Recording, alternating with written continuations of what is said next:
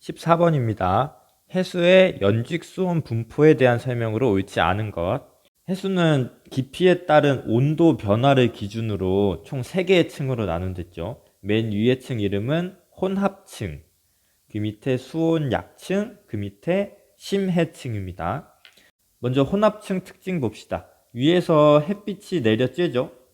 그래서 혼합층은 태양에너지를 가장 많이 직접 받아요. 그래서 수온이 높고, 일단 수온이 가장 높은 층이에요. 두 번째 특징은 깊이에 따라서 온도 변화가 없이 온도가 일정하다는 건데요. 원래는 태양에너지를 받으면 위에가 태양에너지를 많이 받고 밑에는 조금 받으니까 이 수온 약층처럼 이렇게 온도가 쭉 내려가야 되는 게 맞아요. 근데 이 표층, 혼합층의 경우에는 이렇게 표층에서 바람이 불기 때문에 물이 위아래로 섞입니다. 물이 섞이면 위에 물이나 아래 물이나 온도가 똑같겠죠. 그래서 이 얇은 혼합층 부분에 한해서 온도가 깊이에 따라 변하지 않고 일정한 구간이 나와요. 바람 때문에 수온이 일정합니다.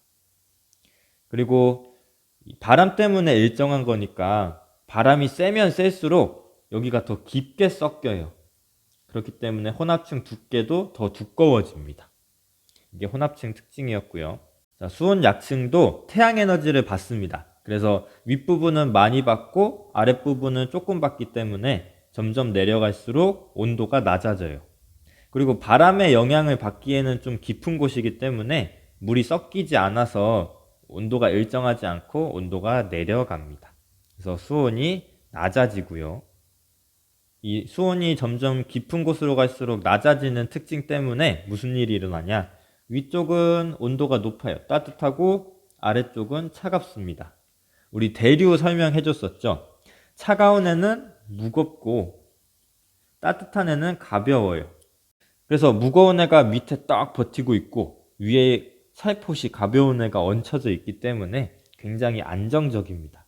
만약에 반대로 따뜻한 애가 밑에 차가운 애가 위에 있었다면 불안정해서 위아래로 물이 막 섞일 거예요. 그게 대류예요, 대류. 하지만 수온 약층은 밑에 차가운 위에 따뜻한 애가 놓여 있기 때문에 굉장히 안정적이고 대류가 일어나지 않습니다. 즉 위아래로 해수가 섞이지 않습니다. 다른 말로 연직 운동하지 않습니다. 연직은 위아래를 말해요. 다음은 심해층입니다. 우리 앞에서 봤던 혼합층이랑 수온 약층은 태양에너지를 받아서 위에는 많이 받고 밑에는 조금 받아서 이렇게 태양에너지에 따라 온도 변화가 나타나요. 근데 심해층은 너무 깊어서 태양에너지가 아예 도달을 할 수가 없어요. 그래서 태양에너지가 도달하지 않고 태양에너지의 영향을 받지 않는다고 보면 돼요. 태양에너지를 받지 않기 때문에 조금 깊은 곳이나 많이 깊은 곳이나 온도 차이가 날 이유가 없어요. 그래서 여기도 마찬가지로 깊이에 따라서 온도가 변하지 않고 일정합니다. 그리고 태양빛을 못 받으니까 굉장히 차가워요. 약 0에서 4도씨 정도로 수온이 일정합니다. 그리고 얘는 깊이에 따라서도 상관없지만 계절 또는 날씨에 따라서도 온도가 변하지 않아요. 왜냐면 계절은 태양에너지 때문에 생기는 거거든요. 여름에는 태양에너지가 많아서 따뜻하고 겨울에는 태양에너지가 적어서 춥고 그런 것 때문에 계절이 나타나는데, 그래서 여기는 태양에너지 영향을 아예 안 받으니까 여름이나 겨울이나 차이가 날 이유가 없습니다. 위도 따라서도 마찬가지고요. 저위도나 고위도나 온도가 똑같습니다. 자, 그럼 문제 풀어볼게요. 해수의 연직 수온 분포. 자, 표층, 혼합층 말하는 거예요. 혼합층.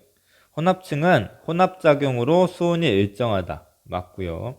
수온 약층은 해수의 연직 운동이 없다. 맞아요. 대류가 안 일어난다고 했죠. 그래서 안정하고, 수온 약층은 깊이가 깊어질수록 태양에너지가 적게 도달한다. 맞아요. 깊을수록 태양에너지가 적어서 온도도 점점 낮아져요. 심해층은 수온이 가장 낮아요. 깊으니까. 그리고 일정합니다. 왜냐면 태양에너지 영향을 받지 않아서. 5번, 심해층의 수온은 위도나 계절에 따라 크게 달라진다? 아니에요. 심해층은 태양에너지 영향을 아예 안 받아요. 그렇기 때문에 저위도나 고위도나 상관없이 온도가 똑같고요. 여름이나 겨울이나 온도가 상관없이 똑같아요. 답은 5번. 17번입니다. 우리 17번 질문한 친구들 많았는데 절대 어렵지 않습니다. 자, 먼저 개념부터 정의하고 갈게요. 우리 염분에 대해서 먼저 정의를 해봅시다. 염분의 정확한 정의는 해수 1000g 속에 녹아있는, 해수 1000g당 녹아있는 염류의 총량을 그램수로 나타낸 것이라고 되어 있는데, 이건 정확한 정의고 쉽게 말해서 염류의 농도라고 생각하면 돼요. 여러분들 염류랑 염분에 대해서 아직 구분이 어려운 친구들이 있던 것 같아요. 염류라는 건 그냥 그 바닷물 속에 녹아있는 여러 물질들 있죠. 얘네. 이 물질들 자체를 그냥 각각을 염류라고 하는 거예요. 염화 나트륨, 즉 소금이라는 염류도 있는 거고, 염화 마그네슘이라는 염류도 있는 거고, 그러니까 그 물질 자체를 그거 반해서 염분은 이 염류가 얼마나 들어있는지 수치를 나타내는 거예요. 그리고 단순히 염류가 1g 있다, 2g 있다 이게 아니고 물의 양에 비해서 염류가 얼마나 들어있느냐, 염류가 얼마나 진하게 들어있느냐를 말하는 거예요. 예를 들어서 해수 1000g 속에 염류가 10g 들어있었다면 염분은 얼마인가 하면 10psu라고 하면 되고요. 만약에 2000g 속에 염류가 20g 들어있었어요. 그럼 몇 psu일까요? 얘도 10psu예요. 염류가 많아졌으니까 염분이 증가하는 거 아니에요? 라고 생각할 수 있는데 그만큼 물도 많아졌잖아요. 물을 더 타면 우리 싱거워지죠. 맞죠? 그러니까 물도 2배가 되고 소금도 2배가 됐으니까 염류의 농도는 똑같아요. 이런 식으로 염분이라는 거는 얼마나 짜냐, 얼마나 진하게 소금이 들어있냐, 염류가 들어있냐를 말합니다. 그래서 이 정확한 정의도 꼭 읽어보고 어떤 의미인지 파악을 해두세요. 그 다음에 배운 게 염분비 일정 법칙이었어요. 이 염분이라는 값 자체, 얼마나 바닷물이 짠 정도는 동해바다, 서해바다, 황해, 홍해 다 달라요. 그렇지만 각각의 바다에서 여러 염류들이 있잖아요. 이 염류들 사이의 비율, 얘가 10g 있고 얘가 1g 있고 2g 있고 그런 비율들, 그거는 어느 바다에서나 똑같다 이거예요. 총량은 다르지만 각각에 대한 비율은 똑같다. 그게 염분비 일정 법칙이에요. 그래서 이 문제는 염분비 일정 법칙을 이용하는 문제인데, 자 봅시다.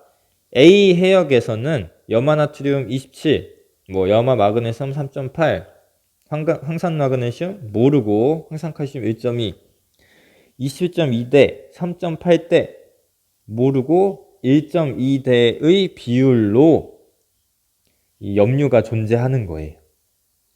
B 해역의 같은 경우에는 가대 1.9대 0.9대 0.6의 비율이에요. 총량은 확실히 다르죠. 염분은 달라요. 그렇지만 뭐가 일정하냐? 이 비율이 일정하다 이거예요. 비율이 같다. A 해역이나 B 해역이나 비율이 같다.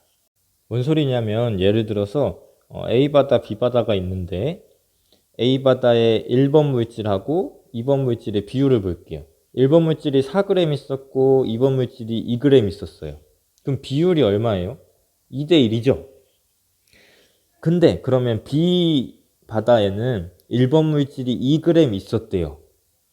그럼 비율이 똑같으려면 얘도 2대 1이죠.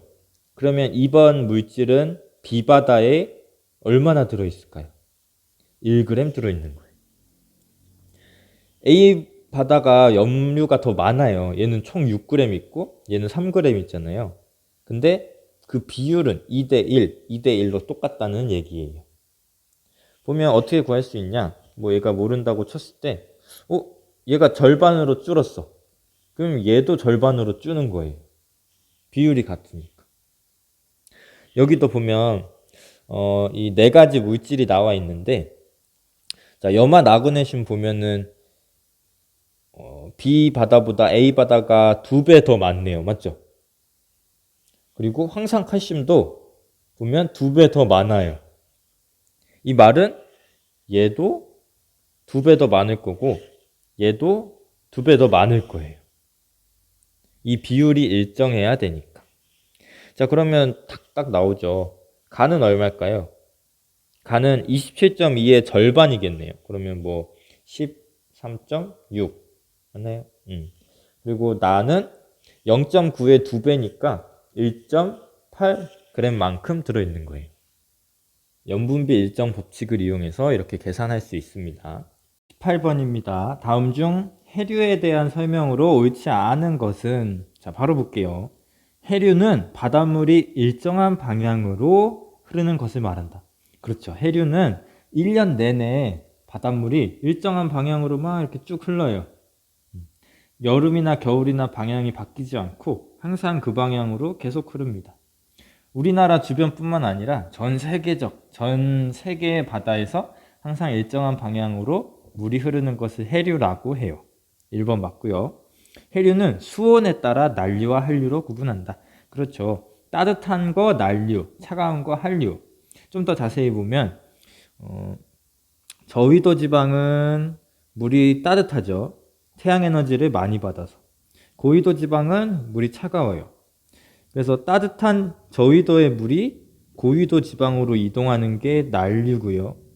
차가운 고위도의 물이 따뜻한 저위도로 이동하는 게 한류예요. 그래서 수온에 따라 난류와 한류로 구분합니다. 바다 표면의 흐름은 바람 때문에 발생한다. 해류가 생기는 이유가 이 바람이에요. 바람. 지구에는 1년 동안 항상 일정한 방향으로 지속적으로 부는 바람이 있어요. 예를 들어서 적도 주변에서는 동쪽에서 서쪽, 우리 중위도 지방에서는 서쪽에서 동쪽, 이런 식으로 바람이 부는데 이 바람 때문에 해수가 일정한 방향으로 이동하는 걸 해류라고 해요. 3번도 맞습니다. 4번, 난류가 흐르는 연안에서는, 연안은 그 뭐 바닷가 이런 뜻이에요. 연안에서는 그 영향으로 따뜻하다. 무슨 뜻이냐면 우리나라 동해에서는 난류와 한류가 같이 흘러요. 그 중에서도 난류의 이름은 동한난류인데요. 동한난류가 밑에서 이렇게 올라옵니다.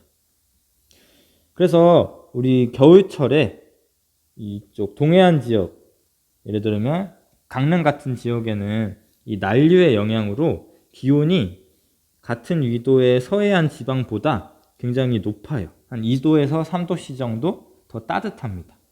뭐 때문에? 이 난류의 영향 때문에. 난류가 흐르는 연안에는 따뜻하다. 얘도 맞습니다. 저위도에서 고위도로 흐르는 것이 한류다? 아니죠. 아까 난류라고 했죠.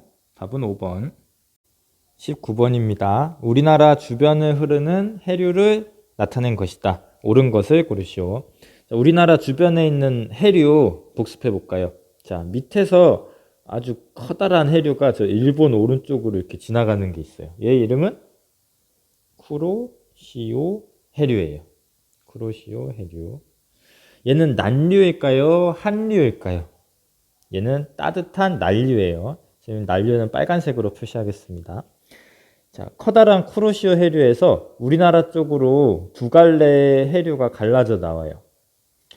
이쪽 서해로 흘러 들어오는 해류의 이름은 황해난류라고 부릅니다. 왜 황해라고 부를까요? 서해를. 서해에는 중국에서 강물이 흘러 들어오는데 여기서 흙이 많이 섞여 있대요. 그래서 서해의 색깔이 좀 누렇다 해가지고 그래서 서해를 황해라고 부르고 이 황해로 흘러 들어가는 해류를 황해난류라고 합니다. 그 다음에 오른쪽으로도 오죠. 한국의 동쪽, 그래서 동한난류가 흐릅니다. 동한난류가 한 요쯤까지 쭉 밀고 들어와요. 또 우리나라에는 차가운 한류도 같이 흐르죠. 북쪽에서 북한 오른쪽, 해안을 따고 내려오는 북한 한류가 있습니다. 북한 한류. 그래서 동안 난류와 북한 한류가 만나는 여기를 뭐라고 부를까요?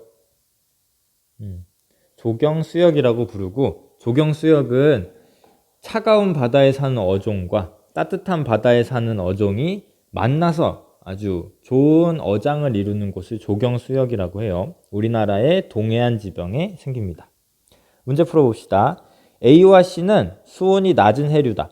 A는 황해 난류, C는 동한 난류. 둘 다 난류니까 수온이 낮지 않고 높죠.